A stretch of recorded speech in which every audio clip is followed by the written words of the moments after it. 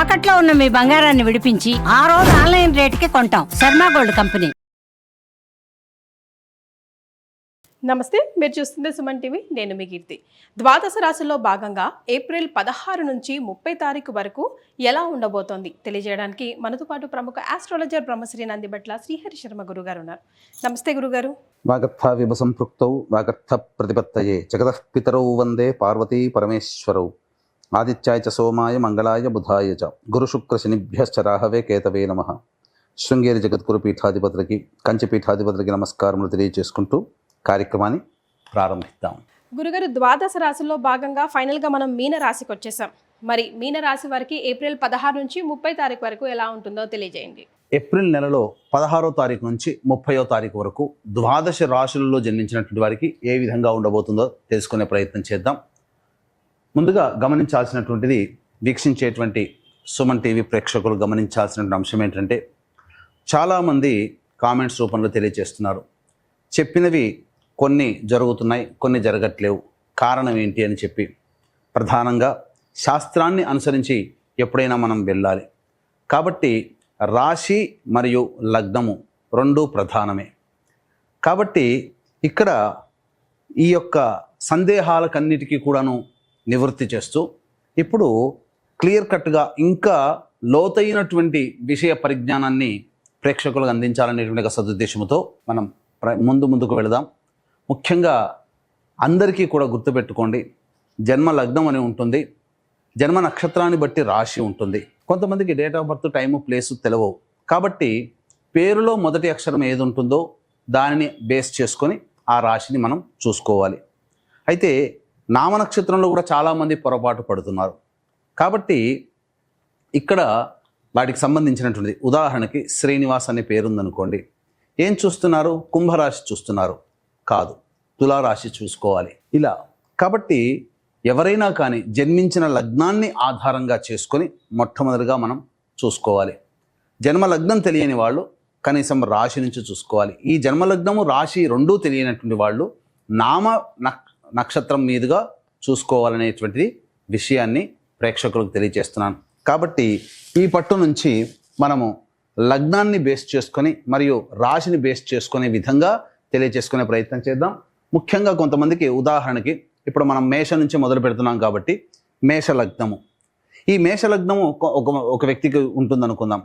అదే మేష లగ్నంలో జన్మించినటువంటి వ్యక్తికి కన్యా రాశి, మరి ఏ రాశి ఫలాలు చూసుకోవాలి అనేటువంటి సందేహం కూడా కలుగుతుంది. కాబట్టి ఇక్కడ నివృత్తి చూస్తూ మొట్టమొదటిగా లగ్నమే ప్రధానం కాబట్టి ఎవరు ఏ లగ్నంలో జన్మించారో ఆ లగ్నాన్ని బేస్ చేసుకునే పరిహారాలు చూసుకుంటే మీకు ఖచ్చితంగా అన్నీ సరిపోతాయి. అది గుర్తుపెట్టుకోండి. లగ్నము తెలియని వాళ్ళు అప్పుడు రాశి చూసుకోవాలి. అంటే ఒకరిది మేషలగ్నం అయి ఉండి కన్యా రాశి అయితే లగ్నాన్ని మేషలగ్నంగానే ప్రధానంగా చూసుకొని ఫలితాలు బేరీజు వేసుకోవాలి. లేదు కన్యా రాశి అనుకున్నప్పుడు లగ్నం తెలియనప్పుడు కన్యా రాశి నుంచి చూసుకుంటే 40% వరకు మ్యాచ్ అవుతాయి. లగ్నం నుంచి చూసుకుంటే 60 to 70% వరకు మనం చెప్పేటువంటి విషయాలు మ్యాచ్ అవుతాయనేటువంటి విషయాన్ని గమనించుకోగల ప్రార్థన. ఇక వివరాల్లోకి వెళ్ళినట్లయితే, ప్రధానంగా ఈ యొక్క 12 రాశుల్లో జన్మించినటువంటి వారికి ఏ విధంగా ఉండబోతుందో తెలుసుకునే ముందు గ్రహ సంచారం తెలుసుకుందాం. మేషంలో రవి మరియు వృషభంలో గురువు, కర్కాటకంలో కుజువు, కన్యలో కేతువు, అలాగే మీనంలో బుధ, శుక్ర, శని, రాహు గ్రహాలు. కాబట్టి చాతుర్గ్రహ కూటమి 30వ తారీఖు వరకు కూడా ఉండబోతుంది అనే విషయాన్ని గుర్తుపెట్టుకోవాలి. ద్వాదశ రాశులలో భాగంగా, ద్వాదశ లగ్నాలలో భాగంగా చిట్ట చివరిదైనటువంటి మీన లగ్నము లేదా మీన రాశిలో జన్మించినటువంటి వారికి ఏప్రిల్ 16వ తారీఖు నుంచి 30వ తారీఖు వరకు ఏ విధంగా ఉండబోతుందో తెలుసుకునే ప్రయత్నం చేద్దాం. ముఖ్యంగా జన్మశని ప్రభావం ప్రారంభమైంది.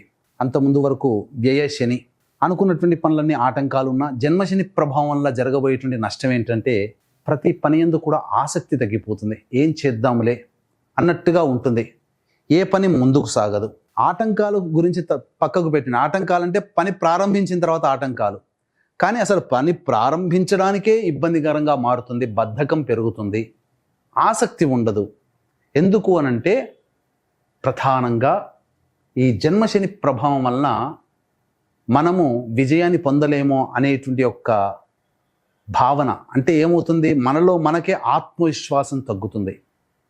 కాబట్టి ఇటువంటి నుంచి బయటపడాలి అని అంటే దైవానుగ్రహం తప్పనిసరి. అన్నిటికంటే మించి ఆత్మవిశ్వాసంతో మొండి ధైర్యంతో ముందడుగు వేయాల్సినటువంటి పరిస్థితి.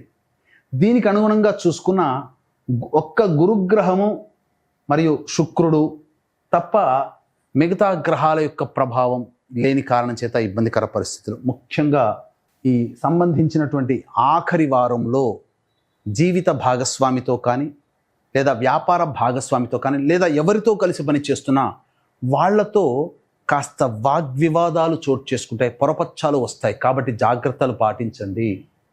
ముఖ్యంగా ధనపరమైనటువంటి సమస్యలు అధికంగా ఉండబోతున్నాయి. రుణాలు చేయాల్సినటువంటి పరిస్థితి వస్తుంది కాబట్టి జాగ్రత్తలు పాటించండి.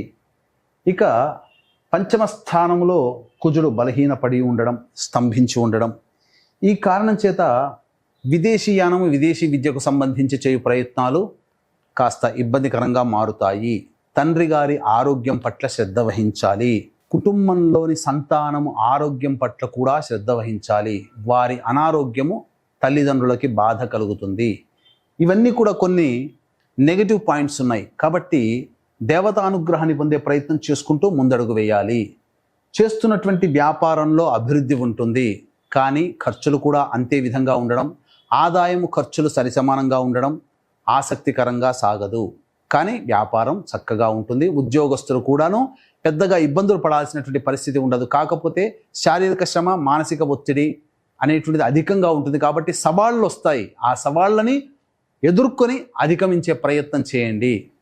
తర్వాత మొండి ధైర్యము, ఆత్మవిశ్వాసంతో ముందడుగు వేస్తూ దైవానుగ్రహాన్ని పొందే ప్రయత్నం చేస్తూ ఉన్నటువంటి వ్యక్తులకి ఏమీ జరగదు. వివాహం కాని అబ్బాయిలకి అమ్మాయిలకి వివాహ సంబంధాలు గోచరమవుతాయి. గర్భవతులు జాగ్రత్తలు పాటించాలి. ఇది ఈ విషయం పట్ల చెప్పదలసినటువంటిది. అయితే ఈ యొక్క విశ్వావసునామ సంవత్సరంలో అందరికీ మీనరాశితో పాటు అన్ని లగ్నాలు అన్ని రాశులలో జన్మించినటువంటి వారికి సంకల్పం నెరవేరాలి. అలాగే ప్రతి నెల గ్రహాలు గతులు మారుతూ ఉంటుంటాయి. కాబట్టి గ్రహ గతులకి అనుగుణంగా గ్రహాల యొక్క అనుగ్రహం, దేవతానుగ్రహం ద్వారానే పొందుతాము. కాబట్టి ఇట్టి జాతకరీత్యా ఉండేటువంటి సకల దోషాలు తొలగిపోవాలనేటువంటి సదుద్దేశంతో ఏప్రిల్ 18వ తారీఖు రోజున కాశీ విశ్వేశ్వరుని యొక్క ఆజ్ఞ మేర కాశీ క్షేత్రములో సంకల్ప సిద్ధి, సర్వదోష నివారణ పూజలు, హోమాలు అనేటువంటివి ప్రారంభించడం జరుగుతుంది. సంవత్సరం పాటు జరుగుతాయి. అవకాశం ఉన్న వాళ్ళు సంవత్సరం పాటు జరిగేటువంటి కార్యక్రమంలో సభ్యులుగా చేరవచ్చు. ఈ విషయాలు కార్యక్రమ తదనంతరం కాంటాక్ట్ చేసి పూర్తి వివరాలు తెలుసుకోవచ్చు. ఇక ఆలస్యం చేయకుండా 16వ తారీఖు నుంచి ఏప్రిల్ 30వ తారీఖు వరకు మీన లగ్నము లేదా మీన రాశిలో జన్మించినటువంటి వారికి ఏ విధంగా ఉంటాయో తెలుసుకునే ప్రయత్నం చేద్దాం. 16, 17, 18వ తారీఖుల్లో ప్రధానంగా సంతాన మూలకంగా ఖర్చులు, సమస్యలు పెరుగుతాయి. పాత మిత్రుల యొక్క పరిచయం, పాత మిత్రులతో మళ్ళీ కలయికలు అనేటువంటివి జరుగుతాయి. అలాగే కోర్టు సంబంధమైనటువంటి విషయాల్లో మీకు కాస్త నిరుత్సాహం కలుగుతుంది. ఆస్తి పంపకాలు మీకు అనుకూలంగా ఉండకపోవచ్చు. ఇక 19, 20, 21, 22వ తారీఖుల్లో చేస్తున్నటువంటి వృత్తి, ఉద్యోగ, వ్యాపారాల్లో ప్రోత్సాహం లభిస్తుంది.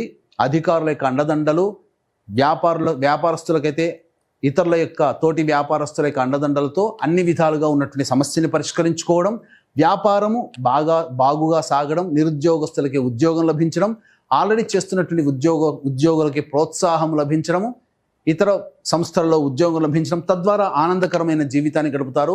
ఖర్చులకి తగ్గట్టుగా ఆదాయం లభించడం ద్వారా సమస్యలన్నీ పరిష్కరించుకుంటారు. రాని బాకీలు వసూలవుతాయి. 23, 24వ తారీఖుల్లో ప్రధానంగా అనవసరమైనటువంటి ఖర్చులు పెరుగుతాయి. కుటుంబ సభ్యులతో వాగ్వివాదాలు పెరుగుతాయి. అలాగే కుటుంబంలో కంటే ఎక్కువగా బయటనే జీవించాల్సినటువంటి పరిస్థితి వస్తుంది. అనవసరమైన ప్రయాణాలు చేయాల్సి వస్తుంది. 25, 26వ తారీఖుల్లో ప్రధానముగా భార్యాభర్తల లేదా వ్యాపార భాగస్వాముల మధ్య పొరపచ్చాలు వచ్చే అవకాశం ఉంటుంది. కాబట్టి జాగ్రత్తలు పాటించండి. పెండింగ్లో ఉన్నటువంటి పనులను పూర్తి చేసుకుంటారు. ఆనందంగా గడపడానికి పనులని మీరు పూర్తి చేసుకుంటారు. ఆనందంగా గడిపే అవకాశాలు ఎక్కువగా ఉంటాయని చెప్పవచ్చు. 27, 28వ తారీఖుల్లో చేస్తున్నటువంటి ఉద్యోగంలో మార్పులు, చేర్పులు చోటు చేసుకుంటాయి. బదిలీలు జరిగే అవకాశం గోచరమవుతుంది. పనిచేస్తున్నటువంటి సంస్థలలో వేరొక స్ట్రీమ్కి బదిలీ అయ్యే అవకాశాలు గోచరమవుతున్నాయి. అలాగే ధనపరంగా సమస్యలు కూడా పెరుగుతాయి. రుణాలు చేయాల్సినటువంటి పరిస్థితి వస్తుంది. 29, 30వ తారీఖుల్లో ఇతరుల యొక్క సహాయ సహకారాలతో మీకున్నటువంటి పనులని చక్కబెట్టుకుంటారు. సోదర సోదరిమణులతో మంచి సత్సంబంధాలు నెలకొల్పుకుంటారు. కొత్త వ్యక్తుల పరిచయ ప్రభావం అవుతుంది. అన్ని విధాలుగా ఆనందదాయకంగా ఉంటుంది. ధనపరమైనటువంటి సమస్యలు తీరుతాయి, రాని బాకీలు వసూలు అవుతాయి, అవసరానికి ఖర్చులకి మించినటువంటి ఆదాయం లభించడం ద్వారా ఆనందంగా జీవితాన్ని గడుపుతారని చెప్పవచ్చు. ఏతావాత చెప్పొచ్చేది ఏమిటంటే 23, 24, 27, 28 తారీఖుల్లో ప్రశాంతత లేని జీవితము, ఖర్చులు అధికంగా ఉంటాయి కాబట్టి జాగ్రత్తలు పాటించండి. ఇది ఈ విషయంగా చెప్పవచ్చు. మీనరాశిలో జన్మించిన మహిళలకు ఎలా ఉంటుంది గురుగారు? ఇక మీన లగ్నము లేదా మీన రాశిలో జన్మించినటువంటి మహిళలకి ప్రధానంగా సమస్యలు అధికంగానే ఉంటాయి, బాధ్యతలు కూడా అధికంగానే ఉంటాయి. కోల్పోయిన చోట తిరిగి గౌరవాన్ని పొందుతారు. ఆ గౌరవాన్ని నిలబెట్టుకోవడం కోసం ఎక్కువగా శారీరక శ్రమ, ఒత్తిడికి గురవ్వాల్సినటువంటి పరిస్థితి. ఏది ఏమైనప్పటికీ కూడాను వాక్కుని అదుపులో ఉంచుకుంటే కుటుంబ సభ్యుల ప్రేమ, అభిమానాలు తిరిగి పొందుతారు. ముఖ్యంగా 23, 24వ తేదీల్లో గర్భవతులు జాగ్రత్తలు పాటించాల్సినటువంటి పరిస్థితి. వివాహం కాని అమ్మాయిలకి వివాహ సంబంధాలు కుదురుతాయి. అలాగే వ్యాపారం చేసుకునేటువంటి మహిళలకి ప్రోత్సాహం అధికంగా ఉంటుంది. కాకపోతే అప్పులు చేయకుండా ఉన్న వాటితోనే సరిపుచ్చుకునే ప్రయత్నం చేయండి. అన్ని విధాలుగా బాగుంటుందని చెప్పవచ్చు. గురుగారు, మరి మీనరాశి వారు ఎలాంటి రెమెడీస్ ఫాలో అవ్వాలంటారండి? ఈ యొక్క 16వ తారీఖు నుంచి 30 ఏప్రిల్ తారీఖు వరకు ఉన్నటువంటి రోజుల్లో వచ్చేటువంటి సమస్యల పరిష్కారం కోసం ప్రతిరోజు నవగ్రహాల చుట్టూ శివాయ నమః అంటూ 27 ప్రదక్షిణలు చేయండి. చాలా మటుకు సమస్యలు పరిష్కారం అవుతాయి. ఇష్టదేవతా సందర్శనం చేసుకోండి. అలాగే కాశీ విశ్వేశ్వరుని యొక్క ఆజ్ఞ మేర ఈ విశ్వావసునామ సంవత్సరంలో మీ యొక్క సంకల్పం నెరవేరాలి. ఈ సంవత్సరం పాటు మీ జాతకరీత్యా ఉండేటువంటి సకల దోషాలు తొలగిపోవాలనే సదుద్దేశంతో సంకల్ప సిద్ధి, సర్వదోష నివారణ పూజల హోమాలు ప్రారంభమవుతున్నాయి. ఏప్రిల్ 18వ తారీఖు రోజున అవసరం, అవకాశం ఉంటే సంవత్సరం పాటు జరిగే కార్యక్రమాలను నమోదు చేసుకునే ప్రయత్నం చేయండి. తప్పకుండా మీరు విజయం బాట ఉంటారని చెప్పవచ్చు. చాలా సంతోషం గురుగారు. ద్వాదశ రాశుల్లో భాగంగా వివిధ రాశుల వరకు ఏప్రిల్ 16 నుంచి 30 తారీఖు వరకు ఎలా ఉంటుందో వివరించి వారికి రెమెడీస్ని కూడా సూచించారు. ధన్యవాదాలు. సర్వం శ్రీ ఉమామహేశ్వర పరబ్రహ్మార్పణమస్తు.